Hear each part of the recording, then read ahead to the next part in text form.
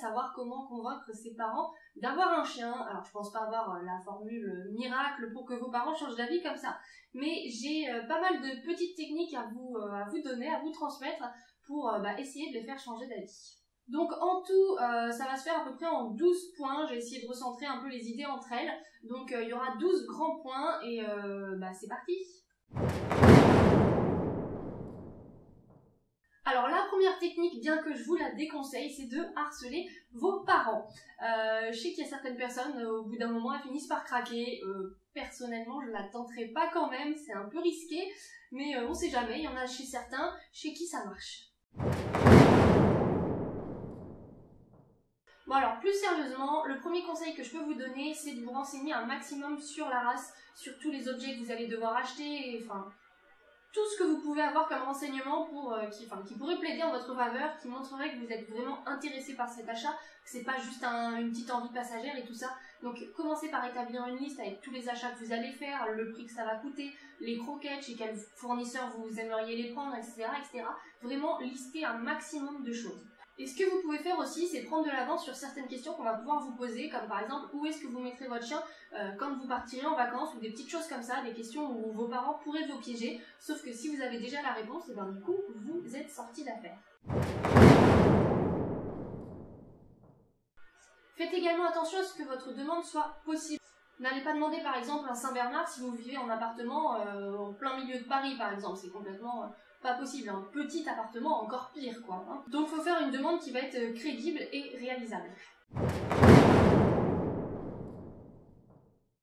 Soyez sage et ayez de bonnes notes, enfin si vous êtes toujours à l'école. Parce que si vous n'êtes pas sage et que vous avez des mauvaises notes, vous pouvez être sûr que vos parents y vous diront non pour des raisons qui ne sont pas valables en temps normal, mais qui seraient que justement vous n'êtes pas sage à la maison, que votre chambre elle est jamais rangée, qu'ils ne vont pas vous faire plaisir en achetant un chien, étant donné que vous ne faites aucun effort de votre côté à la maison, à l'école ou voilà, tout ce qui est rangement, etc.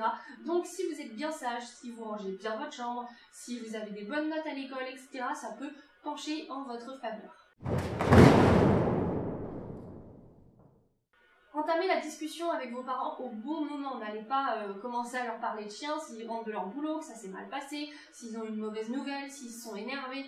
Enfin, surtout, choisissez le bon moment. Vous connaissez mieux vos parents que personne d'autre, donc il y a vous seul qui pouvez choisir le moment adéquat. Ensuite, pendant cette discussion, ne vous énervez surtout pas. Sinon, cette colère elle va être utilisée par vos parents contre vous en vous disant que justement, vous n'êtes pas apte à avoir un chien, que vous n'êtes pas assez mature, pas assez réfléchi, que vous vous énervez tout de suite pour rien, et ça aura plus l'impression d'un caprice qu'une réelle envie. Et surtout, ne braquez pas vos parents, laissez-leur du temps pour réfléchir, c'est un engagement que vous prenez pour entre 10 à 15 ans, donc ils vont pas vous donner la réponse comme ça dans l'heure qui suit, donc surtout ne les braquez pas, laissez-les réfléchir pour qu'ils puissent peser eux aussi de leur côté le pour et le contre. S'ils émettent certaines réserves, il y a deux solutions pour pallier à ça. La première, c'est d'établir un contrat entre vous et vos parents qui vous engage par exemple à sortir votre chien tous les jours, matin et soir, je sais pas moi, à le brosser tous les jours, à passer l'aspirateur tous les jours, quelque chose qui sera mis à l'écrit et qui, si vous ne le respectez pas, par contre, il y aura une clause comme quoi... je sais pas, ils pourront peut-être redonner le chien, ou enfin, je sais pas ce qu'ils feront, hein, c'est vos parents, c'est vous qui établirez ça entre vous, mais si vous faites un contrat écrit, ça peut montrer votre engagement et ça peut peser en votre faveur. La deuxième chose, c'est de viser un peu moins haut dans un premier temps en demandant plutôt un animal à courte vie, style un hamster ou ce genre de choses.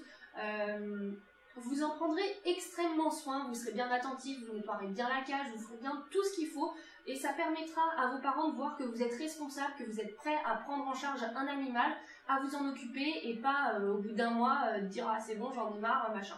Parce qu'un hamster, bon comme je vous l'ai dit, ça va vivre un an et demi, non je l'ai peut-être pas dit d'ailleurs, mais enfin bref, ça a une durée de vie qui va être assez courte et par contre le chien, voilà, vous vous engagez pour au moins 10 ans, donc si au bout d'un mois vous en avez marre, c'est pas vos parents qui voulaient le chien à la base, donc c'est pas eux qui vont s'en occuper, mais c'est bien à vous de le faire.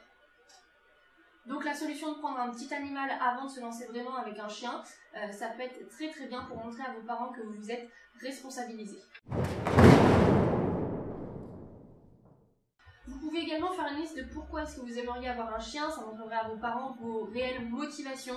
Il y en a certaines qui sont pas recevables, il y en a d'autres par contre pour des personnes notamment qui n'ont pas beaucoup d'amis, qui sont assez seules, qui sont très timides, qui sont pas ouverts aux autres et tout ça, ça peut être un compagnon de vie, ça peut vous rendre épanoui. Ce sont des raisons qui sont plus que valables et vos parents peuvent l'entendre et peuvent le comprendre. Demandez-leur pourquoi est-ce qu'ils ne veulent pas de chien. Une fois que vous avez toutes leurs questions, une fois qu'ils ont soulevé tous leurs problèmes, vous allez de votre côté, vous allez sur internet, vous allez feuilleter des livres, vous trouvez des réponses à toutes leurs questions et ensuite vous pouvez aller retourner les voir en leur démontrant que toutes les raisons qu'ils vous donnaient pour ne pas avoir de chien n'étaient pas de vrais problèmes. Alors maintenant, une petite technique de fourbe, c'est de leur envoyer des photos toutes mignonnes de petits chiens pour que vos parents finissent par craquer. Sinon, vous pouvez également leur envoyer des articles intéressants sur des problèmes qui leur paraissent importants. Par exemple, si vous avez un chien et que votre père a peur que Ouh là là, je me suis ennuyée. Si vous avez un jardin et que votre père a peur que le chien fasse des trous dans ce jardin, vous pouvez très bien trouver un article sur internet qui explique comment empêcher son chien de faire des trous dans le jardin ou comment restreindre son chien seulement à certaines zones dans le jardin pour qu'il comprenne que c'est ici qu'il a le droit de faire ce qu'il veut et pas dans le reste du jardin. Vous lui envoyez et comme ça il se rend bien compte qu'il y a des solutions aux problèmes qui lui paraissent plus ou moins effrayants et comme ça, ça penche encore une fois dans votre faveur. Si c'est le prix qui pose problème, vous pouvez à ce moment-là vous faire des concessions en participant un petit peu. Donc bien entendu, si vous avez 9 ans, vous n'allez pas pouvoir mettre, je sais pas, 200 € par mois pour votre chien. Mais si vous avez un petit peu d'argent de poche ou des choses comme ça, vous pouvez très bien en mettre une partie pour votre chien que vous donnez à vos parents. Vous leur dites ça, tenez, c'est pour acheter des jouets à mon chien, c'est pour acheter des friandises, quelque chose comme ça, vous participez concrètement. C'est pareil, si vous n'avez pas d'argent de poche et que, je sais pas, vos parents ils vous achètent des goûters ou ce que vous voulez, vous pouvez également dire tiens je voudrais moins de paquets de gâteaux pour que mon chien puisse avoir des choses. Ou voilà, faire des petits sacrifices comme ça montrant que vous êtes impliqué dans la chose. Et vous pouvez également penser à la SPA pour l'achat du chien. Là le coût il sera réduit au moins de moitié. Au lieu de mettre 1000 € dans un chien, ce sera, je vais vous dire des bêtises, mais c'est de l'ordre, je crois, de 200 € maximum. Donc voilà, c'est quand même un coût bien réduit. Vous pouvez également prendre vos parents à part et commencer par convaincre le moins réticent à l'idée. Comme ça, vous serez deux dans le camp pour le chien, il n'y en aura plus qu'un à convaincre, ce qui sera plus facile que s'ils sont tous les deux contre vous. Et enfin, il va falloir vous armer de patience pour leur montrer que ce n'est pas qu'une envie passagère, mais bien pas un besoin forcément, mais que c'est vraiment quelque chose qui vous tient à cœur, que même au bout d'1 mois, au bout de 2 mois, vous n'avez pas changé d'idée. Donc voilà, il va falloir être très patient.